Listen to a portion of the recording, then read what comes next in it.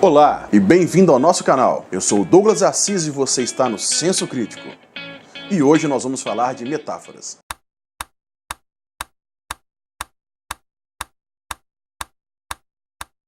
Metáfora é uma figura de linguagem onde se usa uma palavra ou uma expressão em um sentido que não é muito comum, revelando então uma relação entre a semelhança entre estes dois termos. Essa palavra foi traduzida do grego, aonde metafora significa mudança e transposição. Por exemplo, se eu disser o meu amigo é um touro, levou um móvel pesado sozinho, obviamente que ele não é um touro e nem se parece fisicamente com um touro, mas está tão forte que faz lembrar um touro. Nesse exemplo, existe a comparação da força do animal e do indivíduo. Essa figura de linguagem corresponde na substituição de um termo por outro através de uma relação de analogia. É importante referir que para que a analogia possa ocorrer, devem existir elementos semânticos semelhantes entre os dois termos em questão. Vamos falar um pouco mais sobre o significado de analogia. A metáfora é uma ferramenta linguística muito utilizada no dia a dia, sendo importantíssima na comunicação humana. É sério? É praticamente impossível falar e pensar sem recorrer a uma metáfora. Uma pesquisa recente demonstra que durante uma conversa, o ser humano usa, em média, 4 metáforas por minuto.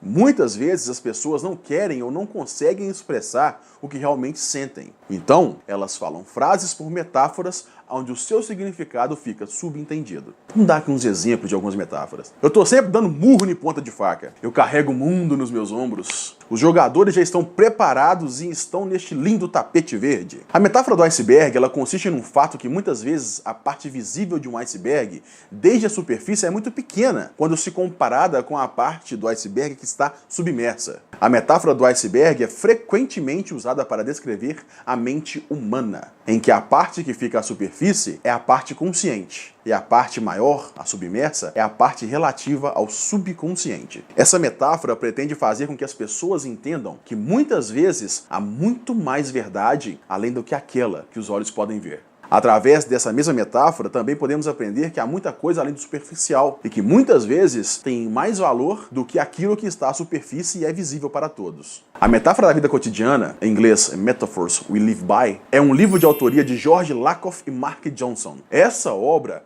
causou um grande impacto no mundo acadêmico. George Lakoff e Mark Johnson abordam a metáfora e o seu impacto no ser humano e com este livro desafiam a forma de pensar, para que você veja a metáfora não só como um simples efeito do pensamento. De acordo com os autores, o próprio pensamento e desenvolvimento cognitivo do ser humano está estruturado graças a metáforas, pois elas estão ligadas à forma como vemos e aprendemos o mundo externo. A metáfora é muito usada na hipnose. Nós crescemos escutando histórias, fábulas e tirávamos delas as ideias necessárias para mudar a maneira como entendemos o mundo. E uma vez que a hipnose nos ajuda a afastar o senso crítico, então é certo afirmar que podemos usar essa mesma ferramenta para ajudar nas mudanças que os nossos clientes buscam. Milton Erickson foi um grande contador de histórias e seus atendimentos eram quase sempre baseados em metáforas. E se você ainda não conhece o Milton Erickson, tem um link no fim deste vídeo para o nosso programa da Linha do Tempo da Hipnose, onde contamos a história deste gênio.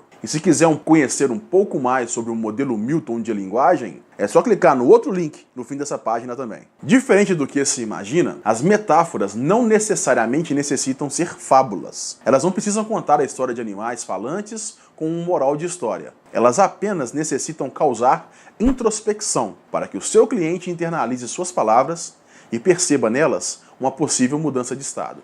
Nas minhas anamneses, eu faço 2 metáforas e sempre as faço para que as pessoas pensem sobre suas vidas. Se você quiser saber quais são essas metáforas, eu ensino no nosso curso Hipnose Aplicada. Vai ter um link para ele na descrição desse vídeo. Clica lá e vem nos conhecer pessoalmente. E para finalizar, deixa eu te contar uma história que acabou se transformando em uma terapia que eu uso frequentemente. Uma história do livro Pequenos Contos, de Malba Tahan. Certa vez, um grande mercador das Arábias cruzava o deserto para vender seus tecidos. Levava consigo uma grande comitiva.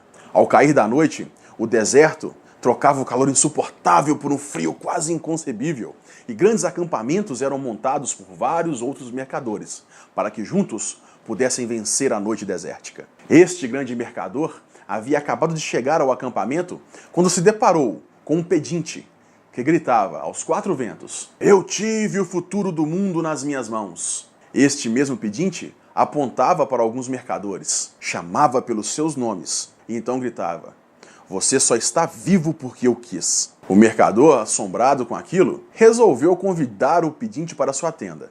Ofereceu-lhe comida e bebida, e então pediu para que o pedinte contasse a sua história.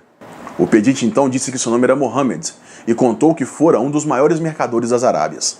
E certa vez salvou um bruxo da morte. O bruxo, como forma de agradecimento, deu-lhe uma pedra mágica que abriria as portas da caverna do conhecimento. O bruxo também lhe deu as direções para essa caverna.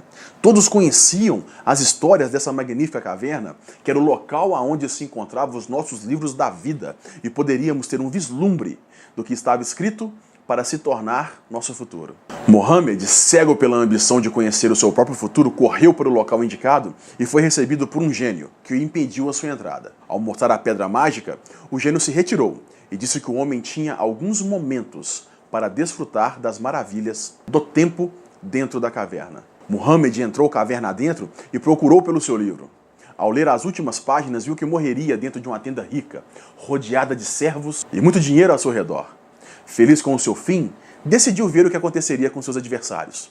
E viu que muitos deles conseguiriam riquezas além do que qualquer pessoa poderia imaginar. Então decidiu atrapalhar a vida de alguns deles e começou a reescrever a vida dos seus adversários. Poupou alguns, destruiu a vida de outros, e enquanto ainda reescrevia a história de outros, viu o gênio entrando na caverna e decidiu ver o momento exato de sua morte. Correu até o seu livro e, quando leu o final, percebeu que estava na tenda de outro mercador e que ele mesmo morreria pobre e louco. Ao tentar reescrever o seu fim, o gênio retirou-o da caverna, tomou-lhe a pedra, e desde então seus dias passaram-se na pobreza até aquele momento. Assim que terminou a história, Mohammed olhou para a rica tenda onde se encontrava, rodeada de riquezas, e percebeu que o seu fim chegara. Deu o seu último suspiro e fechou seus olhos para sempre. O grande mercador então percebeu que aquele homem morto em sua frente realmente teve o poder de fazer o bem a inúmeras pessoas, e para si também. Mas perdeu tanto tempo querendo atrapalhar os seus concorrentes que acabou morrendo louco e pobre. Eu te convido a uma reflexão. O que você tem escrito no livro da sua vida? Você tem se preocupado com o rumo do seu futuro ou apenas busca atrapalhar aqueles que estão ao seu redor? Cuidado!